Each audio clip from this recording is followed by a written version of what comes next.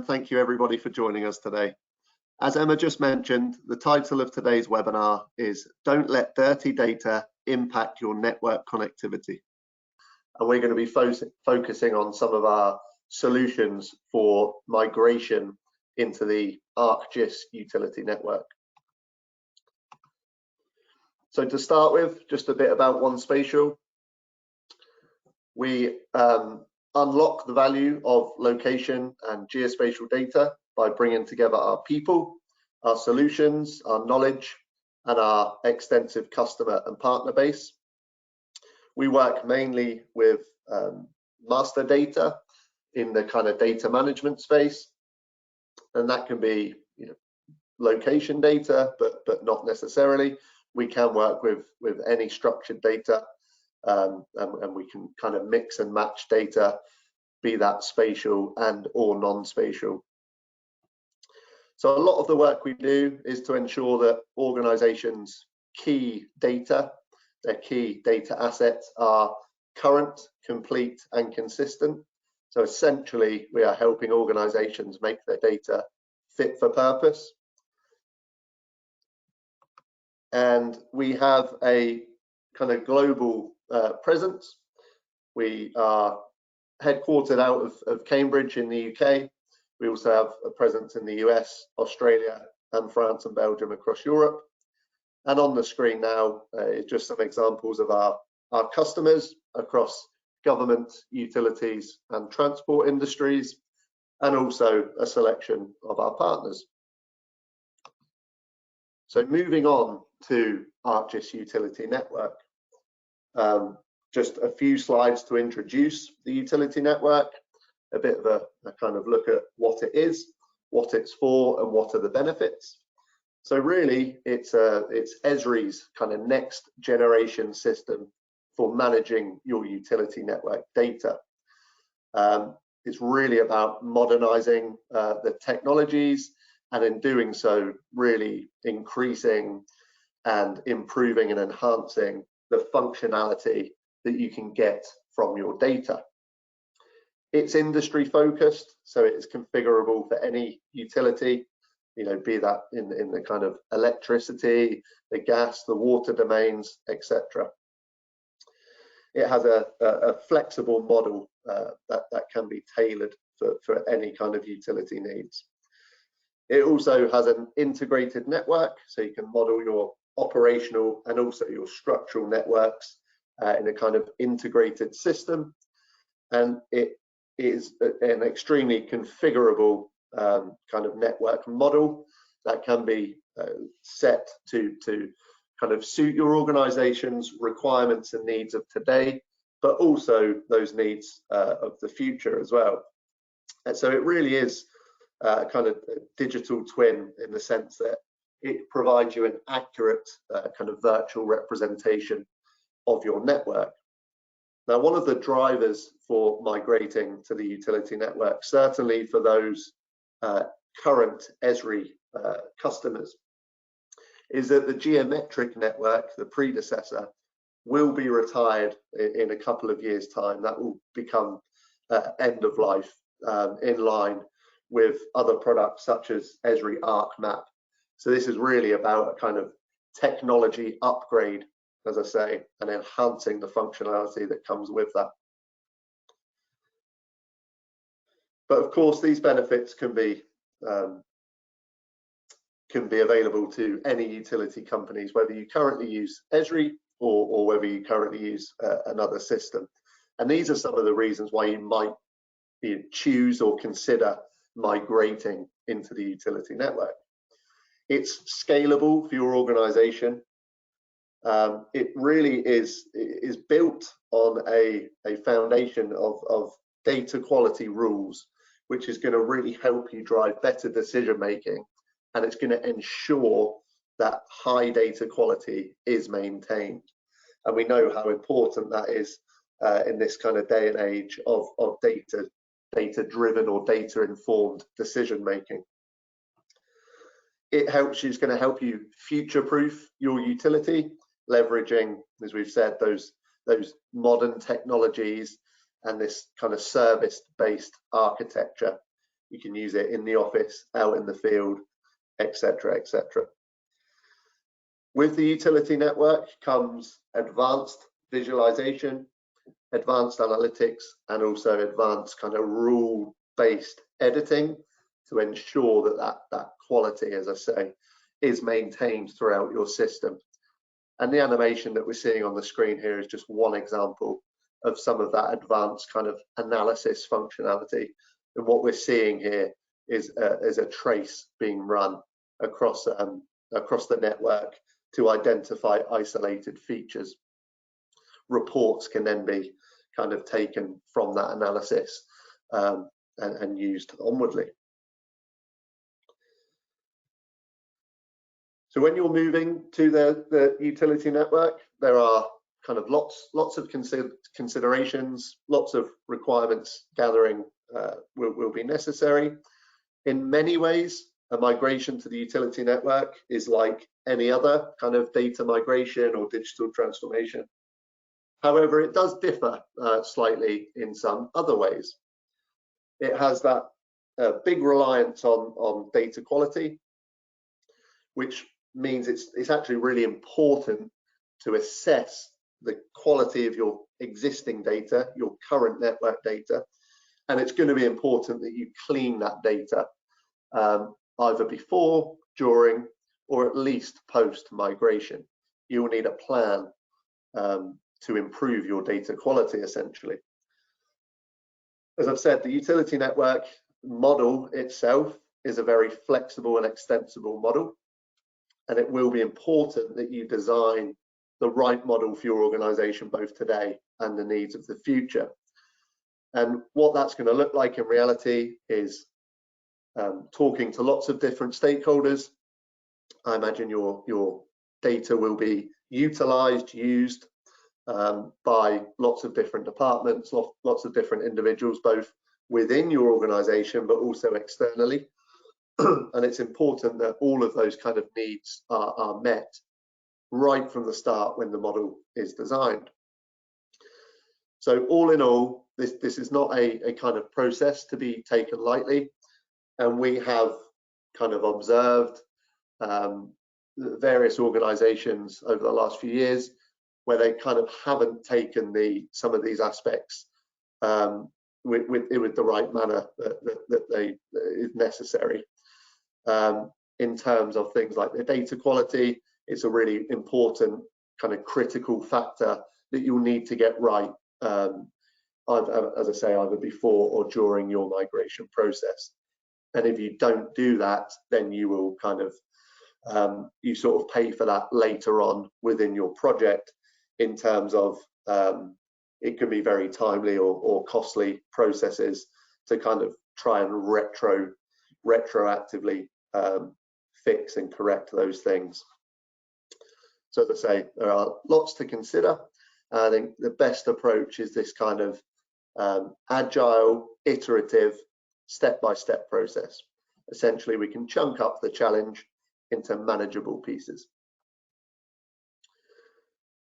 So I just want to focus a bit on the importance of that data quality. As I say, the utility network is built kind of from the ground up on this foundation of data quality rules. There are rules that are inbuilt into the utility network system. They check for things like the quality of your geometries and certain attributes. But there are also an addition of these kind of utility network rules, and they come in 5 different categories. And these rules are in the system to define the relationships that are allowed to exist within your network.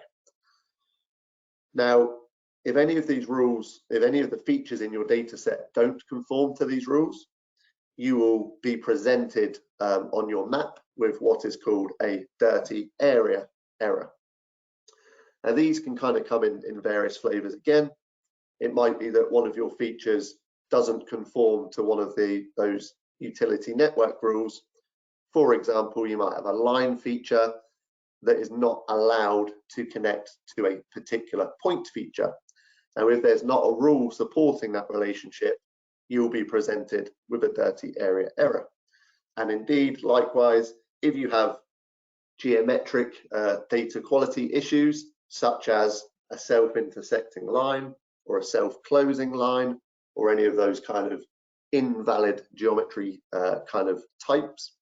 These two will present dirty area errors. Now, the problem with these errors, not only do they make your map look ugly and red, they actually, and importantly, will stop key functionality from working within the utility network. And that's really at the core of why that data quality is so important. And here we just have some visual examples of those dirty areas. They are presented as these kind of red hatch polygons on the map. And you can see here, this particular one has been described in the error inspector as invalid connectivity.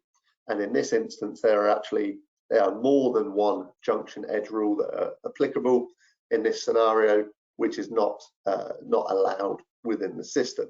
So you need to then kind of make an edit, make a change before you can remove that dirty area error and then re-enable that kind of functionality to work.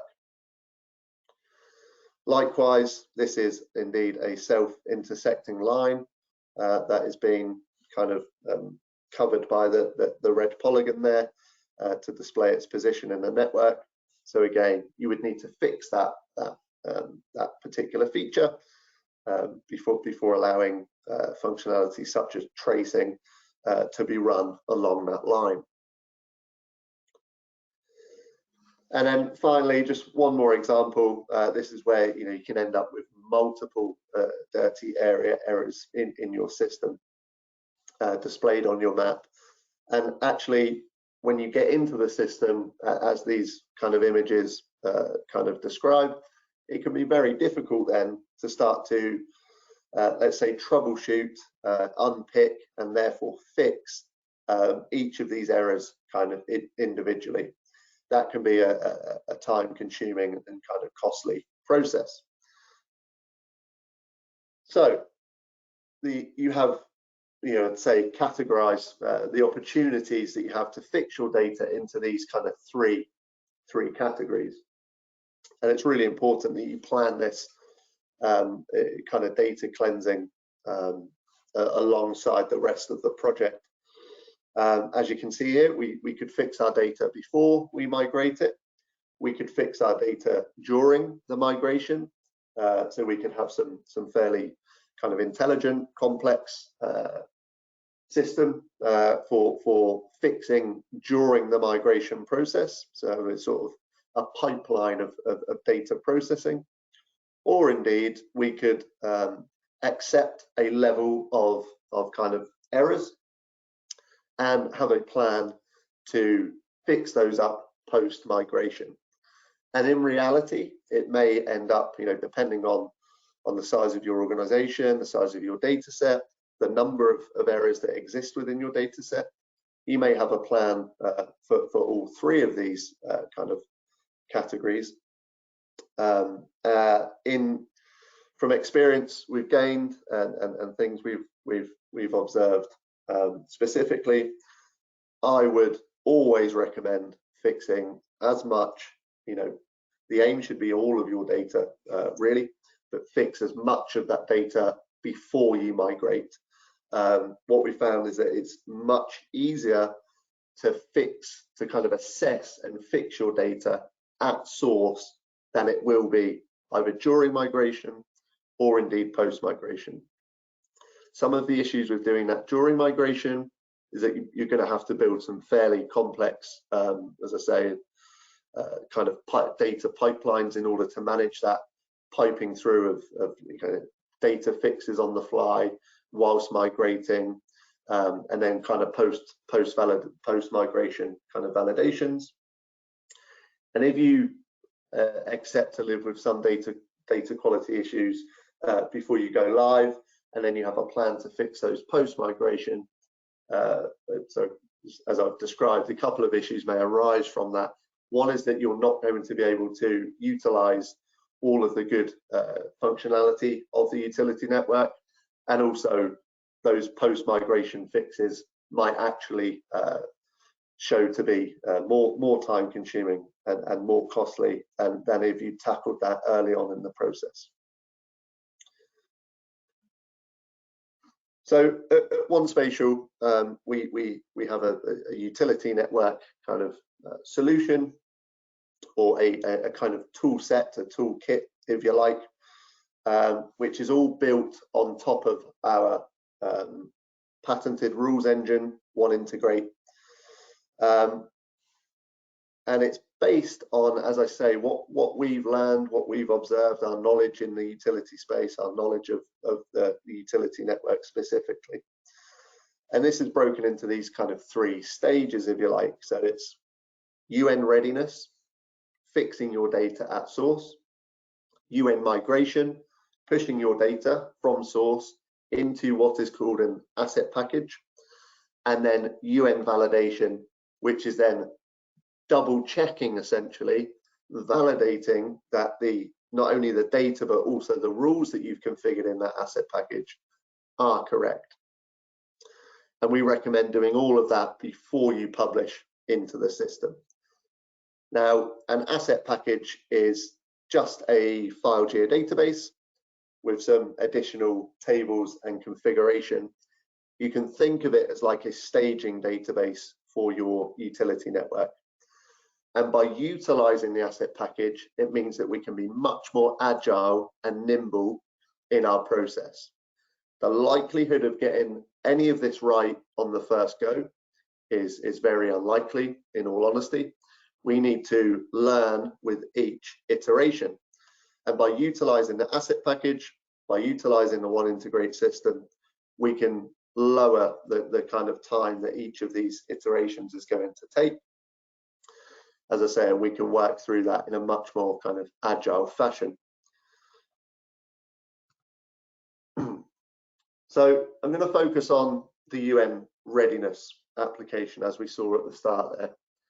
This is about getting your existing data fit and ready for migration into the utility network. So with this particular application, you can really easily assess your current network data and get it ready, so prepped and ready for that migration. The data quality issues are going to be much easier to fix at source. So we believe, taking this approach is going to save lots of time and lots of effort later down the line in the process. Some of the key features of the UN readiness application: we supply it as software as a service. It's accessed via an easy-to-use web interface. Kind of all you have to do really is drag and drop, upload your data in an Esri file geodatabase format. That format can be changed if required. And UN readiness provides you with a really clear and accurate spatial reports that you can then use to go and target and fix any errors that exist in your data. Within the system, you can track your progress over time, and we know that that can be really helpful in a large project such as this, so that you can kind of report your progress on the data back to the other key stakeholders in the project. And because we know, as I mentioned previously, the process, might want to do this in a kind of agile way, and it's going to be iterative, then we have a kind of pricing model that kind of suits that process. And as such, we have options for pay-as-you-go monthly kind of payment options. So that is the kind of flow, the process of UN readiness. You will upload your data, the process will be run, a report will be provided, you can download that report, which you can then go and use to fix your data. So reports are provided in 2 different formats. There is a PDF that you can download from the system and store those. They are going to help you kind of have, if you like, an audit trail of all of your data cleansing and data processing, and that can show you your progress over time, it also has metadata in the PDF to show you who did the data processing, what file they used, the date, etc., etc. So it's that really nice reporting and traceability all throughout the system. The other report that we will be provided is a file geodatabase. So this is a GIS format that you can very easily load into your GIS system, overlay on top of your existing network data, and this is going to accurately pinpoint each of the data quality issues that exist in your data. On the screen here is the list of the fields or the attributes that exist on that spatial report, and this is going to, as I say, give you very clear and unambiguous information as to what feature is affected by a data quality issue and exactly what that data quality issue is. It's very, very helpful in helping you identify and also then apply those fixes. So now we have a short video which is going to run through, and this is going to show a demonstration of the UN readiness application in use. So I'll go ahead and play. So as you see here, we've clicked on the UN readiness application and we're going to start a data submission. As you can see, it's telling us we need to upload a file geodatabase that's zipped. So I'll go to my folder system and find the water network that is already zipped. And then we just click run, basically. So we start the processing. And as you can see, the process has started. First thing it's going to do is load in the data and then start running through each of our data quality rules. Now, just to let you know what's going on with the system in the background at this point, is it's calling off to OneIntegrate, our patented rules engine that I mentioned earlier, and it is OneIntegrate that is doing the data processing. It is running your data through each of these rules that have been pre-configured. Now, these rules are things that the utility network is going to care about. One example, as I showed earlier with the dirty area error, is a self-intersecting line. But there are about 20 rules here that are checking for different data quality issues within your data, and you'll get a kind of a single point in the report, 1 point per data quality error, if you like. And as you'll see, that will run through to completion. The process here is finished, and if we scroll back up to the top of the screen, here's where we can start to download those reports. So as I mentioned, the first thing we can do, if we want to, is to generate the PDF. We might want to store this in a project, file store somewhere separately. You don't have to, though. This will be stored within the system itself and retained for the duration of your use. And the really important thing here is that we then download our non-conformance report. And this is the file that is in the Esri GIS format, which means that we can load it into our GIS. So as you can see here, we've got the non-conformance report loaded as a layer within our GIS, sat on top of our existing network data. And what we can do is just navigate to one of those kind of points from the report and take a look at those attributes that we saw on the previous slide. This is giving us a very, very clear description where the error is in your data set and exactly what the error is. And then that means that we can very clearly see that and provide a fix to our data. And that it's kind of really as simple as that. So just as a recap, the UN readiness allows you to submit your data or upload your data in a file geodatabase format. a series of rules are run against your data that are looking for issues that the utility network system cares about, things that are going to present those dirty area errors. And then you are provided with a very clear and accurate kind of spatial report that summarizes all of the issues within your data. So this is, going back to the previous slide, going to help you clean and fix your data and get it ready and fit for purpose before you migrate to the utility network. As I say, doing this up front with a kind of cost-effective system like UN Readiness is going to save you an awful lot of time, cost, and project pain later down the line.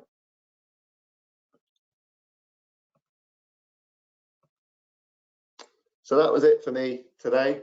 A quick look at the utility network, a look at the solutions that OneSpatial provide within this space, and then we zoomed in specifically on the UN Readiness application today.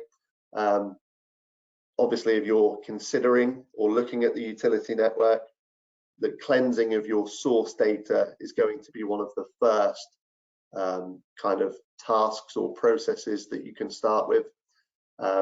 We will have future webinars looking at some of those other parts of the process as well.